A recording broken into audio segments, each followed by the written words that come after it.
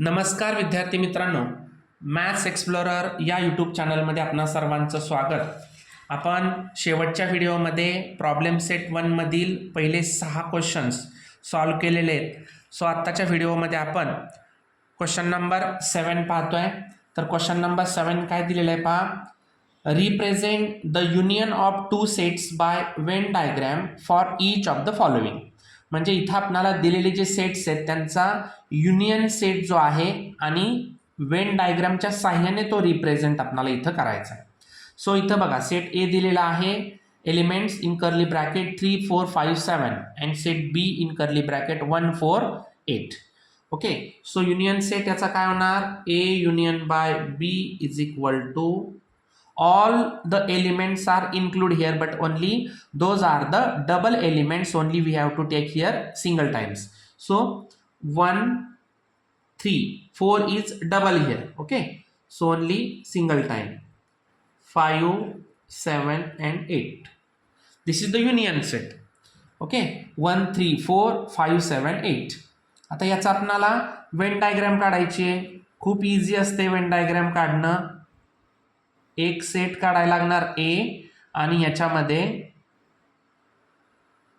दुसरा सेट बी,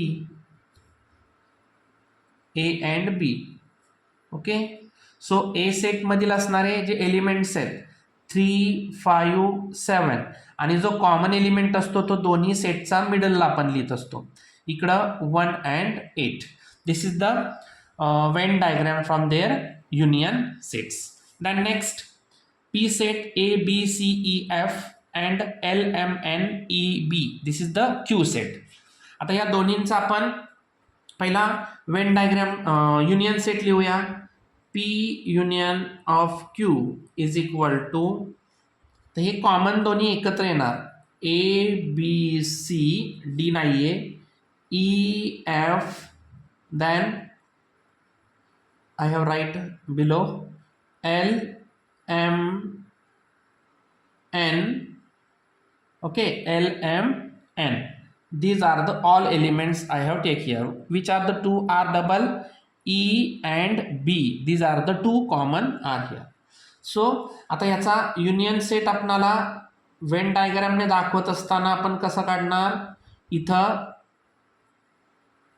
हे दोन्ही सेट आपण इथं वेन डायग्रामने दाखवत असताना इथं सेटला नाव आपण देऊया पी सेट आणि इथं क्यू सेट. मग पी सेट मधील असणारे कोणते कोणते एलिमेंट्स आहेत, ए, आता जे कॉमन आहेत ते आपण मिडलला लिहूया, B and E. B and E जे आहेत ते कॉमन आहेत दोन्हींमध्ये सुद्धा. ठीक आहे, म्हणून ए बी आणि ई लिहिले. मग इथे लिहिणार सी. ओके, सी ई झाला एफ, बरोबर. आणि इकडे येणार एल एम एन. हे जे काही आहेत ते आपण इथं लिहिणार, म्हणजे कॉमन जे आहे ते मिडलला, बाकीचे राहिलेले जे सिंगल एलिमेंट्स आहेत पी आणि क्यू सेटचे सेपरेट लिहावे लागणार आहेत. नेक्स्ट त्याच्यातलाच थर्ड नंबर सब क्वेश्चन्स आहे. X is the set of in curly bracket X such that X is a prime number between 80 and 100. 80 to 100 आपल्याला इथं प्राईम नंबर राईट करायचे. First of all we have write here the list method.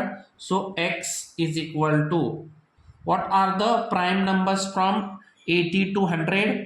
So 88 89 and 97.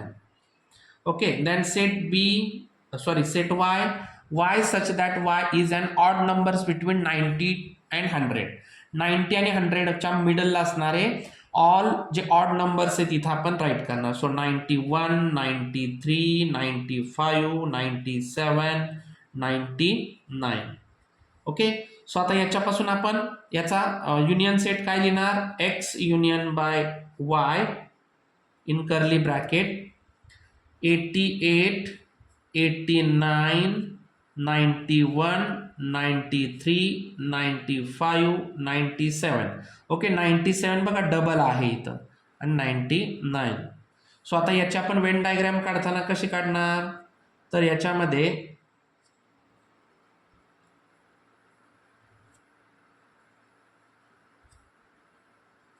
बघा इथं set x आणि इथं set Y. त्याच्यातले common असणारा 97 जो आहे तो इथं मिडलला लिहायचा. बाकी सगळे इथं येणार 88, 89 आणि राहिलेले इथं 91, 93, 95 अँड 99. ओके, अशा पद्धतीने हा क्वेश्चन नंबर 7 आपण युनियन सेट जो आहे तो वेन डायग्रामच्या साहाय्याने इथं रिप्रेझेंट केलेला आहे. Then next question number 8. What is the question number 8? Write the subset relation between the following sets. इथं काही सेट्स दिलेले आहेत, त्यांचे आपल्याला सबसेट राईट करायचे आहेत.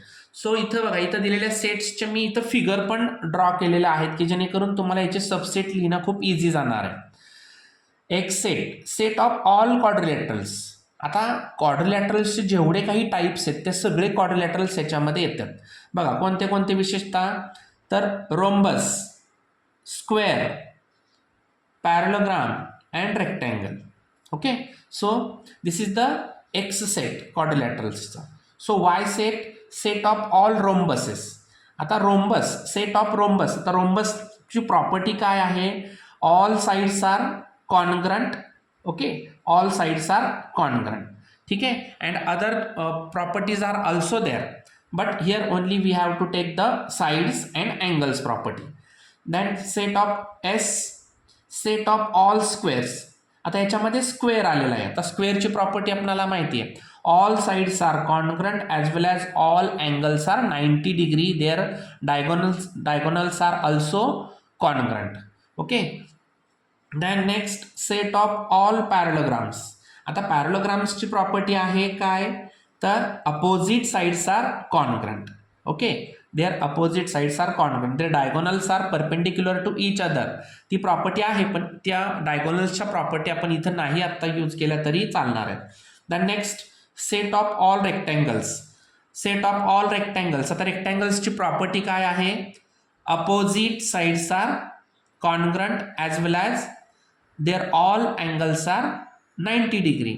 ओके, सो इथं मी फिगर काढलेले आहेत. आता आपल्याला त्याचे सबसेट लिहिणं खूप इझी जाणार आहे. पहा, आता इथं तुम्हाला एक सेट दिसतो एक्स. एक्स सेटमध्ये ऑल फिगर्स आहेत, याचा अर्थ हे सर्व जे सेट्स आहेत ते एक्सचा सबसेट असणारच आहे, कारण ह्या सर्व फिगर इथं सेट एक्समध्ये आहेत. सो राईट करूया आपण, Y is the subset of x, S is the subset of x, T is the subset of x and V is the subset of X. Okay, this is the main subset from set X.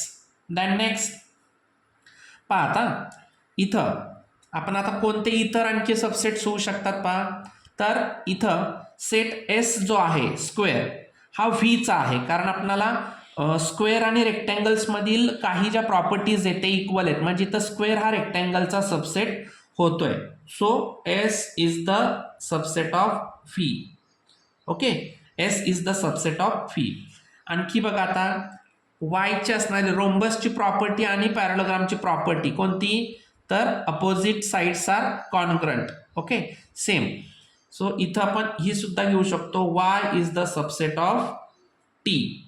Then S is the subset of T also, कारण इथं पण बघा तुम्हाला काय दिसतीये की त्याच्या opposite साइड्सची जी property आहे ते स्क्वेअर आणि पॅरलोग्राममध्ये आपल्याला जाणवते. सो इथं S is the subset of T and again S is the subset of Y also, कारण बघा इथं सुद्धा तुम्हाला अपोजिट साइडची जी प्रॉपर्टी आहे ती पाहायला मिळते.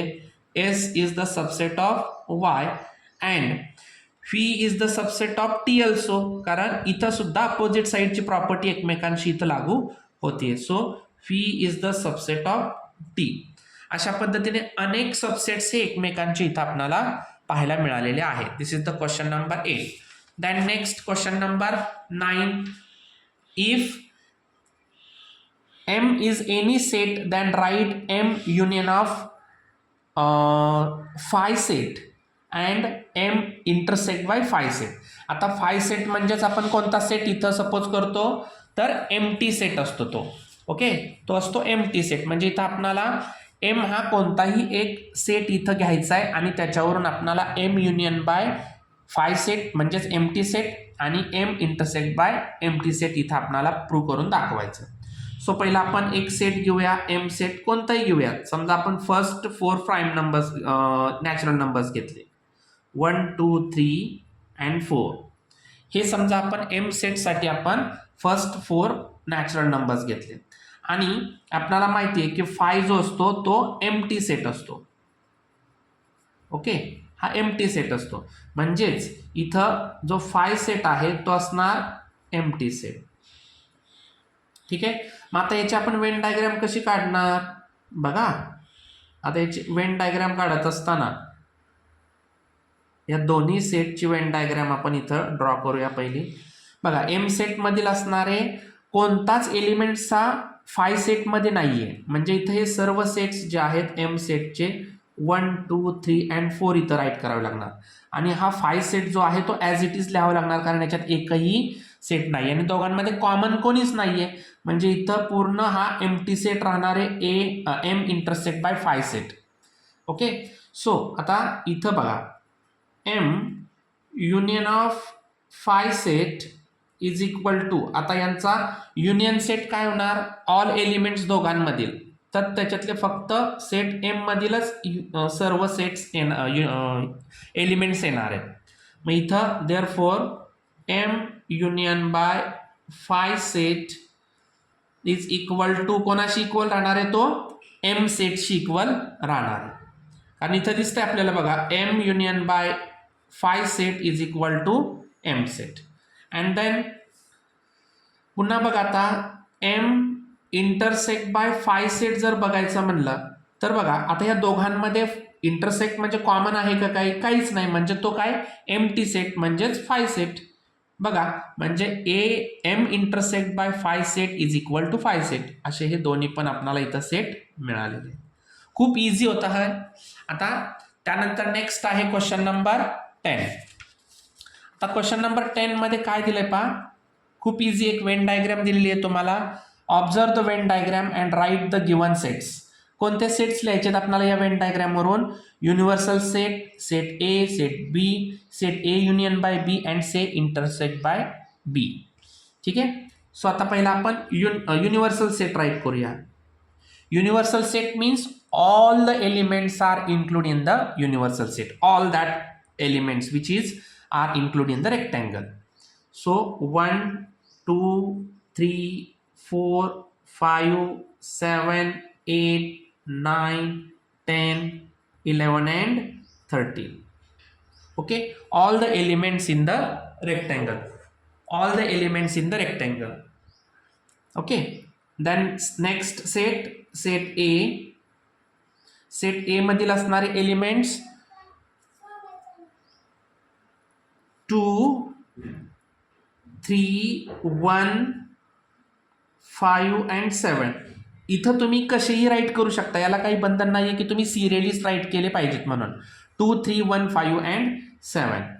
Then set B 1 5 8 9 and 10.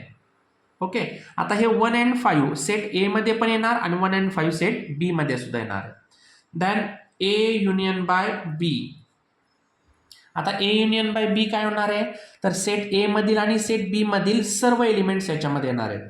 1 2 3 5 7 8 9 and 10. Okay, then A intersect by B is equal to, आता या दोघांमधले कॉमन असणारे element 1 and 5.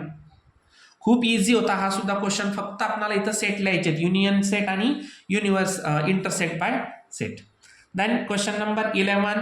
If number of A is equal to 7, number of B is equal to 13, number of A intersect by B is equal to 4, then number of A union by B is equal to question mark. आता ह्या दोघांमधील आपणाला काय लिहायचं आहे, तर फक्त A union by B set काढायचं, म्हणजे फक्त फॉर्म्युलाचा यूज आपल्याला करायचा इथं.